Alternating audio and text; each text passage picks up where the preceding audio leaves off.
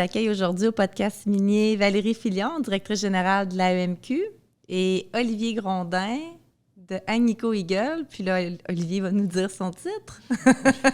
Parce que tu le sais pas. Ben, je m'en rappelle pas, en fait. Non, je suis directeur de l'exploration pour le Canada chez Agnico Eagle. Puis depuis hier, tu as un nouveau titre qui s'ajoute, qui est? Oui. Je suis président du conseil d'administration de l'AEMQ depuis minuit. Puis comment tu vois ton rôle de présidence à l'AEMQ? Écoute, moi, ça me rend fier de remplacer Mathieu, qui a fait un excellent travail au cours des dernières années. Tu trouves? Je pense qu'on peut s'entendre là-dessus. Et puis, Mathieu, il est de ma génération. On est allé à l'école ensemble, entre autres. Fait que c'est dans la continuité, je pense. Il y a des beaux défis qui s'en viennent aussi, des défis de communication. C'est des beaux enjeux pour notre industrie. Là. Ce soir, on lance à 18h le documentaire Libre. Est-ce que tu peux nous en parler, Valérie, de ce beau documentaire-là? Bien, le documentaire Libre, c'est l'aboutissement d'une réflexion qu'on a eue sur la pénurie de main-d'œuvre des métiers de la géologie, particulièrement les géologues, les techniciens en géologie à la base. Et puis, on a décidé de choisir ces métiers-là. Donc, on a réussi à trouver des géologues, des techniciens en géologie pour montrer qu'est-ce qu'ils font sur le terrain. Fait que donc, ce qu'on veut, c'est montrer qu'est-ce qu'on fait et pour que les jeunes puissent avoir accès à cette information-là, puis choisir la géologie comme métier. C'est qui les acteurs qui sont dans le documentaire? Et ce ne sont pas des acteurs. Ah, exact. Mais non, ce sont des vraies personnes, des vrais géologues, techniciens en géologie, ingénieurs en géologie aussi, parce que ça, c'est une autre réalité de notre secteur.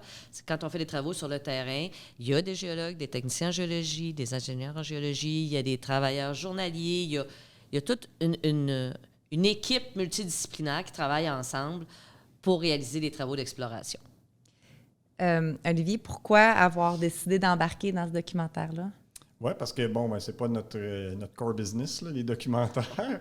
Mais quand Valérie nous a approchés, je pense que ce qui nous a vraiment accrochés, c'est le fait que le documentaire allait servir à du recrutement, pas du recrutement, mais à publiciser un peu plus les métiers de l'exploration, surtout dans le système scolaire. Que les orienteurs vont avoir accès aux documentaires et aux capsules qui vont en découler pour justement faire connaître aux jeunes c'est quoi les métiers qui sont disponibles dans le domaine minier. Parce que si tu n'es pas exposé au domaine minier, les chances sont que tu ne te dirigeras pas là-dedans. C'est parce que c'est juste par ignorance de toutes les possibilités qui peuvent s'offrir à nous dans ce domaine-là. On disait hier, on avait un panel justement, puis on expliquait justement là, une des raisons du pourquoi qu'on a moins de gens, puis de géologues, puis des étudiants, c'est par ignorance. Il n'y a personne qui connaît l'industrie minière, encore moins dans des régions comme Montréal, comme Québec. Fait que je pense qu'un documentaire comme ça va venir aider à faire connaître aussi l'exploration. Valérie, comment est-ce que vous allez vous prendre justement pour promouvoir le documentaire? C'est sûr. Nous, notre clientèle cible, c'est les jeunes de 13-14 ans qui sont en choix de parcours scolaire, puis qui doivent faire leur science pour pouvoir ensuite entrer à l'université puis faire un bac en géologie. Donc, c'est notre cible. Ça fait qu'on va... les réseaux sociaux sont un moyen qu'on va privilégier beaucoup parce que notre documentaire est clippable. On peut faire tous des segments puis diffuser dans les médias sociaux. Et aussi, exemple, le cégep de l'Abitibi-Témiscamingue qui donne technique en géologie. Oui. Mais quand ils vont dans les salons d'orientation, ils rencontrent plein de jeunes qui sont dans le choix de parcours. Ils vont avoir un outil pédagogique qui va leur permettre de démontrer aux jeunes, regarde, tu vas en géologie, c'est ça qui t'attend, c'est des possibilités, ça, c'est des opportunités. Donc, ils vont voir, parce que choisir au pif, t'es pas au courant de tout, je veux dire. Donc, c'est un outil qui n'existait pas, qu'on va pouvoir... c'est un outil qui va être public, tout le monde va pouvoir y avoir accès, mais on va essayer de le pousser le plus qu'on peut de notre côté. Je pense vraiment que ça va faire du bien. Je raconte souvent l'histoire, mais ma fille vient d'entrer au cégep, puis en secondaire 4, elle a pris ses maths, elle a fait ses affaires, mais elle ne savait pas dans quoi qu'elle s'en allait. Elle est allée voir un orienteur à l'école à Québec. Zéro industrie minière où l'exploration lui a été proposée, secondaire 5 non plus. Aujourd'hui, elle voit un orienteur qu'on paye, là, puis une clinique d'orienteur. Je ne sais pas si c'est ça, en tout cas, peu importe. Là. Encore une fois, Rien. Puis elle dit, moi, je veux pas travailler derrière un écran, je veux être dehors, Puis la géologie ne lui est pas proposée. Fait que, tu sais, je me dis, ce documentaire-là, va falloir qu'il aille loin, il va falloir que les gens le diffusent dans les écoles. Oui, les réseaux sociaux, mais je pense qu'il y a une responsabilité des autres associations, des Women in Mining, des CSMO, tu sais.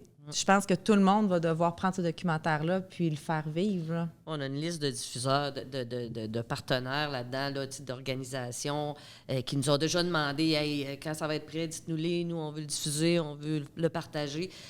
C'est sûr que c'est tout le monde. Il faut que ça fasse une toile d'araignée puis que ça se diffuse partout. Puis plus on va le diffuser, bien, plus on a de chance qu'il y ait des jeunes qui en entendent parler puis tout le monde trouve que c'est une bonne initiative, mais maintenant, il faut le diffuser. T'sais. C'est bien beau dire « Ah oui, c'est une bonne idée, mais il faut que chacun passe à l'action puis que tout le monde le diffuse puis le partage. » C'est comme un site web. Il a bien beau être beau, ton site web. S'il n'y a pas de trafic dessus, ça donne rien. Là. C'est ça. Olivier, c'est quoi ton parcours de carrière pour en arriver à être, oui, chez Agnico Eagle, mais d'avoir choisi l'industrie minière? Oui, bien, le lien est peut-être là aussi. Là. Moi, je viens de la Rive-Sud de Montréal. Fait que l'industrie minière, ça faisait zéro partie de mon quotidien ou de ma famille, ce qui est souvent le cas là, en Abitibi. Ça fait 20 ans que je suis à Val-d'Or, là, malgré que je suis originaire de la Rive-Sud. Mais je suis allé au cégep Édouard-Montpetit à Longueuil.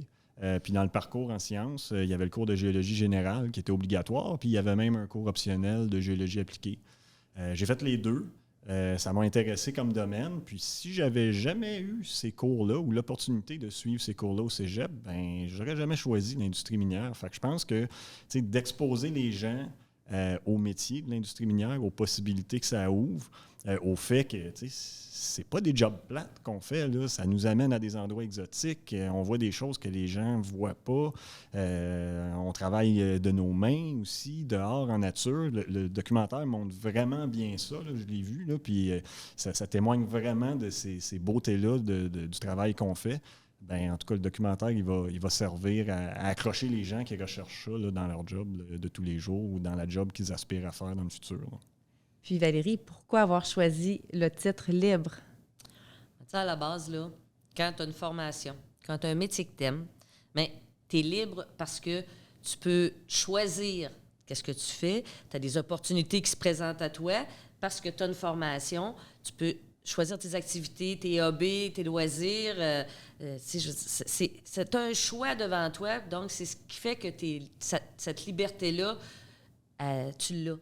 C'est vraiment l'option qu'on avait. Il y a plusieurs volets en géologie. Quand on fait des travaux d'exploration, tu peux faire travailler derrière des écrans, tu peux travailler sur le terrain, tu peux faire de la modélisation. Il y a beaucoup de métiers rattachés, il y a beaucoup de facettes, mais c'est toujours des opportunités, des choix que tu vas pouvoir faire parce qu'à la base, tu vas avoir la formation. Puis après ça, tu es libre. Est-ce que tu parles qu'il y a plusieurs professions en exploration? On a un premier documentaire. Est-ce qu'on peut penser qu'il va en avoir d'autres? Bien, si on réussit à financer, on sait que c'est quand même un certain enjeu là. Et puis, mais d'un autre côté, on n'a pas besoin d'avoir des gros financements pour faire des documentaires. Il y a des façons de produire des images avec un budget intéressant. Donc, il y a d'autres métiers, puis c'est certain que moi, là, si je suis capable, on a déjà des idées pour faire d'autres choses, d'autres métiers. Exemple, la géophysique, il y a toute une génération qui prend sa retraite, puis on n'a pas de relève. Donc, c'est un métier important en géologie, en travaux, quand on fait des travaux en exploration. Donc, ça serait vraiment intéressant de démontrer cet autre métier-là aux jeunes pour voir qu'est-ce qu'ils pourraient choisir, finalement. Bien, je vous remercie vraiment pour cette superbe initiative. J'ai hâte de l'écouter. On l'a écouté, nous autres, un peu à l'agence, là, mais de vraiment le vivre ce soir puis de l'écouter. Bravo pour ton nouveau rôle au sein de l'AEMQ. Merci. Puis, merci pour cette deuxième entrevue. Merci. Parce qu'on va dire que la première, on a déjà eu cette entrevue-là. C'est juste que j'ai oublié d'enregistrer. Fait que là, tout le monde le sait. Transparence. Avec moi, il y en a toujours de la transparence. Fait que merci beaucoup, puis Merci. bon lancement ce soir. Merci.